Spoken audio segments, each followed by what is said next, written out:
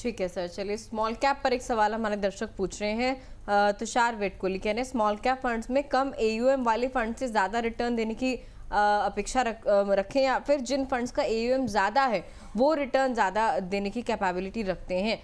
Sir आपकी क्या सलाह रहेगी एयूएम को लेकर? जो है लोगों के मन में अब आजकल ज़्यादा सवाल उठ रहे हैं जब से डेटा भी इस तरीके के सामने आ रहे हैं, एयूएम से रिलेटेड, रिटर्न से रिलेटेड। स्मॉल कैप कैटेगरी में क्या होना चाहिए? तो तुषार, ये जो आपने पॉइंट रखा है जहाँ पे छोटा एयूएम होता है वहां पे उसके चांसेस ऑफ रिटर्न्स है वो रिलेटिवली थोड़ा ज्यादा होने चाहिए विज़ अ लार्ज कैप फंड जो स्मॉल कैप कैटेगरी के अंदर ही है। So in that case Tushar, मैं आपको बताना चाहूंगा ये एक प्रिंसिपल है या एक कैरेक्टरिस्टिक है जहां पे डेफिनेटली यस ऐसा देखा जाता है कि अगर आपके पास एक स्मॉल कैप फंड है और अगर जिसका एयूएम कम है, वहां पे जो फंड मैनेजर अपनी चर्निंग करता है वो रिलेटिवली ज्यादा कर सकता है विज़ a large size small cap fund जहां पे चर्निंग रिलेटिवली कम होती है।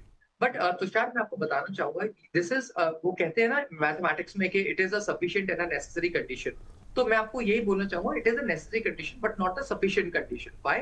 बिकॉज इसके अलावा जो और फैक्टर्स होते हैं वो ये होता है कि जो इन फंड मैनेजर ने स्टॉक सिलेक्शन किया अपने पोर्टफोलियो में वो कैसा किया है इनिशियली, वो भी एक बहुत स्ट्रॉन्ग प्रेसिडेंट सेट करता है कि एक स्मॉल कैप के रिटर्न्स कैसे आ रहे हैं। So in that case yes Tushar, आपने जो बात पूछी है वो एक बहुत रेलेवेंट क्वेश्चन है जहां पे मैं यही बोलना चाहूंगा कि यस अगर आपका जो स्मॉल कैप का एक साइज छोटा है तो फंड मैनेजर को जो टर्नओवर रेशियो जिसको हम एक टेक्निकल भाषा में बोलते हैं वो ज्यादा होता है। As a result of it उसके पास जो एक अपॉर्चुनिटी होती है पैसे को रोटेट करने की या नए नए सेक्टर्स में एंटर करने की वो ज्यादा होती है विज़ large cap विज़ small cap fund जिसका जो एयूएम है वो बहुत बड़ा है या साइज बहुत बड़ा है। ठीक है सर। और सर जो अदर कैटेगरीज है जैसे फ्लेक्सी कैप हो गया, लार्ज कैप जैसी कैटेगरीज हो गई, उनमें जो बड़े एयूएम वाले फंड हैं उनके पास क्या फ्रीडम बहुत कम हो जाती है? डेफिनेटली डेफिनेटली लॉट साइज को खरीदना और बेचना एक छोटी और एक मामूली चीज नहीं होती है। पूरे के पूरे लॉट साइज को या जब आप किसी स्टॉक को खरीदते हैं या बेचते हैं आप ये देखते हैं कि उसकी लिक्विडिटी कितनी है, लॉट साइज कितना, कितने सारे लॉट साइजेस हैं। अगर लॉट साइज बहुत ज्यादा बड़ा है तो there might be a possibility कि उसका आपको एक बायर ना मिले अगर आप एक सेलर की तरह बिहेव कर रहे हैं। तो इन दैट केस डेफिनेटली अगर फंड बहुत बड़ा हो जाता है तो ऐसा भी देखा गया है कि उसकी जो रिलेटिव परफॉर्मेंस है वो सबड्यूड हुई है बिकॉज टर्नओवर या चर्निंग का जो एक रेशियो है वो एक अच्छी तरीके से नहीं देखा गया है बिकॉज फंड मैनेजर को इतना बड़ा लॉट बेचना या खरीदना थोड़ा मुश्किल हो जाता है। सर जैसे कि आप बता दें कि लार्ज कैप के ऑप्शन में फ्लेक्सी कैप और मल्टी कैप यहाँ पर चुने जा सकते हैं, तो क्या जिन लोगों ने लार्ज कैप में निवेश कर रखा है, जैसे कि हम लोगों ने कुछ परफॉर्मेंस भी दिखाए थे जो कि नेगेटिव में यहाँ पर बने हुए हैं, जेएम फ्लेक्सी कैप ले लीजिए या फिर सैमको लार्ज कैप ले लीजिए, अगर जिन लोगों ने इनमें निवेश कर रखा है क्या वहाँ से शिफ्ट होकर इन फंड्स में जा सकते हैं फ्लेक्सी कैप और मल्टी कैप में, या फिर थोड़ा सा वेट एंड वॉच रखें, थोड़ा सा और टाइम दें ऐसे लार्ज कैप फंड्स को? वेल देखिए अभिषेक, देखिए मैंने जैसे पहले का ये कॉन्सेप्ट ऑफ मीन रिवर्जन तो होएगा ही होएगा, वो तो एक एक इकोनॉमिक्स का एक नेचुरल फिनोमेना है। तो मैं यही इन्वेस्टर्स को बोलना चाहूंगा कि जहां पे ऑलरेडी उनको -3 और -5% के रिटर्न्स देखने को मिले हैं वो अपने इन्वेस्टर्स जो हैं अपने पोर्टफोलियोज में उसका एक्सपोजर थोड़ा ज्यादा कर सकते हैं, एक बेटर एवरेजिंग कर सकते हैं और आप अपने पोर्टफोलियोज में जो नेगेटिव बाउंड्रीज में जो चल रहे हैं आप उनको पॉजिटिव कर सकते हैं। सो इन दैट केस मैं ये कभी नहीं चाहूंगा कि आप अपना पोर्टफोलियो जहां आपका कैपिटल डिप्रिशिएट हो गया है उस पैसे को शिफ्ट करके आप फ्लेक्सी कैप या मल्टी कैप में जाएं। अगर आपको अपनी न्यू एसआईपी स्टार्ट करनी है तो डेफिनेटली आप flexi cap and multi cap में मूव कर सकते हैं। बट अगर आपका एग्जिस्टिंग पैसा एक लार्ज कैप ओरिएंटेड फंड में है जहां रिटर्न्स नेगेटिव है, जहां अगर आप उसको शिफ्ट करेंगे किसी भी फ्लेक्सी या मल्टी कैप जैसे फंड में जहां पे लार्ज कैप बायसनेस बहुत ज्यादा है, सो आपका पोर्टफोलियोज में एक इरोजन होने के चांसेस है क्योंकि पोर्टफोलियो अगर आपका लार्ज कैप कैटेगरी से मूव कर रहा है और large cap category already negative zone में है या जा रही है या आपके पोर्टफोलियो में दिख रही है, so in that case it will not be the right move.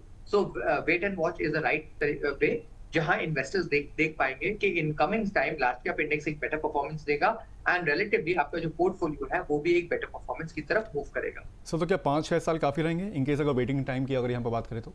Well अभिषेक, मुझे ऐसा लगता है 5-6 साल तो आपने थोड़ा लंबा ड्यूरेशन बोल दिया। अगर आप 2 से 3 साल के भी एक होराइजन देखें तो आप ये रियलाइज कर पाएंगे कि 3 साल के अंदर अंदर लार्ज कैप्स जो फंड्स हैं जिनकी अभी काफी गिरावट जिसमें देखी गई है वो अपने अपने रिलेटिव गिरावट को कंट्रोल कर पाएंगे, अपने रिटर्न्स को बेटर कर पाएंगे and as a result of it आपका पैसा भी बढ़ पाएगा। ठीक है सर, चलिए एक बार स्क्रीन पर लेकर आते हैं मिड कैप और स्मॉल कैप फंड्स का एक साल में कैसा प्रदर्शन रहा है। लार्ज कैप कैटेगरी को हमने देखा है एक साल में काफी ज्यादा गिरावट कई फंड्स में नजर आई, 11% तक टूटते हुए नजर आए। लेकिन मिड कैप और स्मॉल कैप का प्रदर्शन एक बार देख लेते हैं। डायरेक्ट प्लान का ये डेटा है आपके सामने। टॉप मिड कैप फंड्स एक साल में HSBC मिड कैप को आप देखें 15.79% के कमाल के रिटर्न इसने निवेशकों को दिए। हीलियस मिड कैप फंड 13 से 14% तक के रिटर्न इसने इन्वेस्टर्स को दिए। वाइटो का मिड कैप फंड है 11% के return.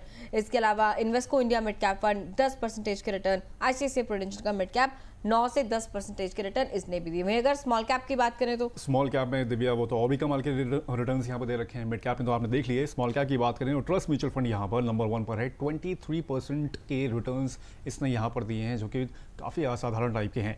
Bank of India small cap fund की बात करें 14.81% के रिटर्न यहाँ पर दिए हैं। मोतीलाल ओसवाल के स्मॉल कैप फंड ने 14.61, यूनियन स्मॉल कैप फंड ने 14.61 अगेन। और उसके बाद है ITI का स्मॉल कैप फंड जिसने 12.06% के रिटर्न यहाँ पर दिए हैं। सर और ये इस डेटा को आप सर कैसे देख रहे हैं? मतलब स्मॉल कैप और मिड कैप का ये जो रिटर्न का चार्ट है, कमाल के रिटर्न दिए हैं, क्या ये जो ट्रेंड है आगे भी जारी रहेगा? लार्ज कैप को इसी तरीके से बीट करते रहेंगे जैसा अभी हमने देखा है कंपैरिजन दोनों के बीच? वेल दिव्या, देखिए अगर मैं small cap and mid cap की बात करूं तो small cap and mid caps large 3 to 5 years के होराइजन में डेफिनेटली लार्ज कैप को बीट करते हैं। उसके पीछे रीजन बहुत सिंपल है कि ये अपने साथ एक प्रीमियम पे ट्रेड करते हैं। इनके रिटर्न्स जो होते हैं वो रिलेटिवली बेटर होते हैं बिकॉज में रिस्क भी ज्यादा होता है। As a result of it yes definitely mid cap and small cap के returns in 3 to 5 years is more than large cap.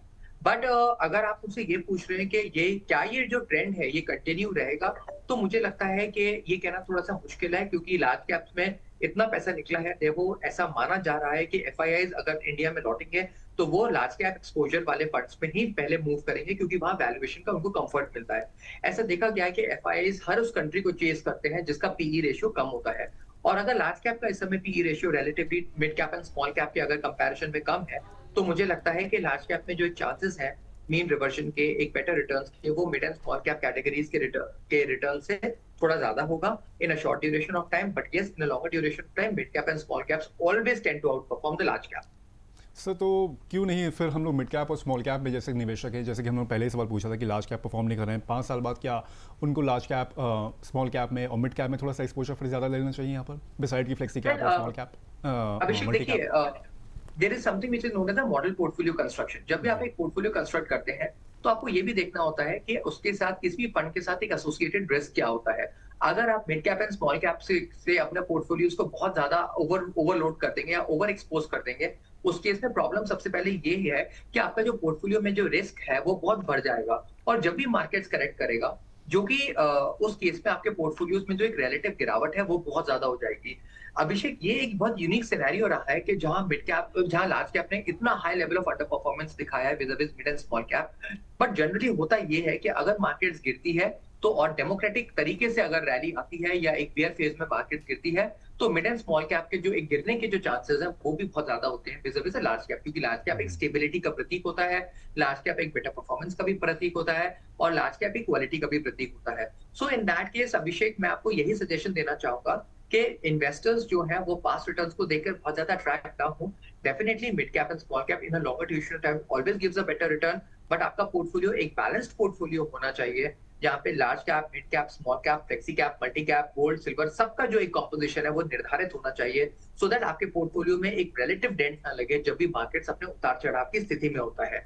And definitely yes, मैंने आपको ये कभी नहीं बोला कि आप अपने पोर्टफोलियो में मिड एंड स्मॉल कैप ना रखें। अब mid cap and small cap should definitely be the part of the portfolio, but वो डिपेंड करता है कि आपका रिस्क प्रोफाइल क्या है और आप किस लेवल तक का एक रिस्क लेने के स्थिति में है। So that is all what Abhishek, मेरे ख्याल से इस सवाल का जवाब होना चाहिए, जहां आप देख पाएंगे कि जहां पे क्वालिटी, स्टेबिलिटी, रिटर्न्स और एक मिड एंड स्मॉल कैप का फ्लेवर भी आपको मिल पाएगा अच्छी तरीके से। सो तो कितना एलोकेशन कर दें हम लोग मिड और स्मॉल कैप को अगर लेके चलें, क्योंकि फ्यूचर भी आप बता रहे हैं कि काफ़ी लॉन्ग टर्म में काफ़ी अच्छा रहेगा इनका, in long terms they will better perform than large cap fund, तो कितना एक्सपोजर यहाँ पर रहना चाहिए जिससे कि बैलेंस बना रहे?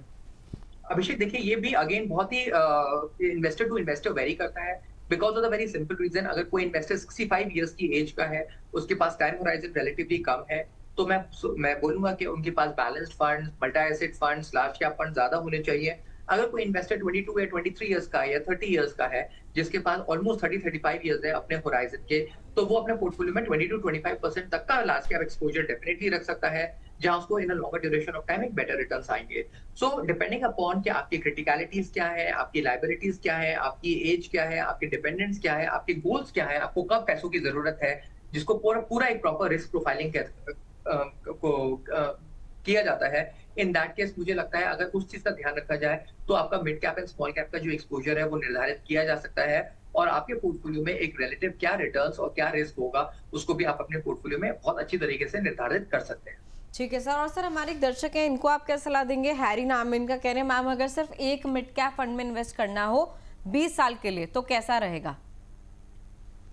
वेल हैरी अगेन मुझे ऐसा लगता है कि पोर्टफोलियो एलोकेशन के पॉइंट ऑफ व्यू से आपके पोर्टफोलियो में सिर्फ एक ही अगर आप एक मिड कैप लेना चाहेंगे तो वो एक गलत धारणा होगी। मैं चाहता हूं कि आप अपने पोर्टफोलियो को डाइवर्सिफाई करें, जहां large mid small flexi multi सब रखें अपने पोर्टफोलियो में, क्योंकि हर एक कैटेगरी का हर एक फंड का अपना एक साइकिल होता है। मे बी आप जिस कैटेगरी में एंटर करना चाहते हैं वो रिलेटिव परफॉर्मेंस तो बहुत अच्छी दे कुछ टाइम तक, उसके बाद वो एक डाउनटर्न फेज की तरफ मूव करा दे तो कर जाए। So Harry what I would just suggest is कि आप अपने पोर्टफोलियो में एक प्रॉपर एसेट एलोकेशन करके रखें 20 साल के लिए और सिर्फ अकेला एक ही आप कैटेगरी में कॉन्सेंट्रेट ना करें, बिकॉज अगर उस कैटेगरी ने 3 या 4 साल के लिए सबड्यूड परफॉर्मेंस दी तो आपको आपका जो मनोबल है या मोटिवेशन है वो घट जाएगा, बिकॉज सबके पोर्टफोलियोज बढ़ रहे होंगे, इंडेक्सेस बढ़ रहे होंगे, मार्केट्स बढ़ रहे होंगे, बट आपका पोर्टफोलियो नहीं बढ़ रहा होगा। सो इन दैट केस हैरी मैं आपको यही एक सजेशन देना चाहता हूँ कि जब भी आप अपना पोर्टफोलियो कंस्ट्रक्ट करें आप इस तरीके से करें कि आपका पोर्टफोलियो एक कंपोजिट एक कंप्लीट और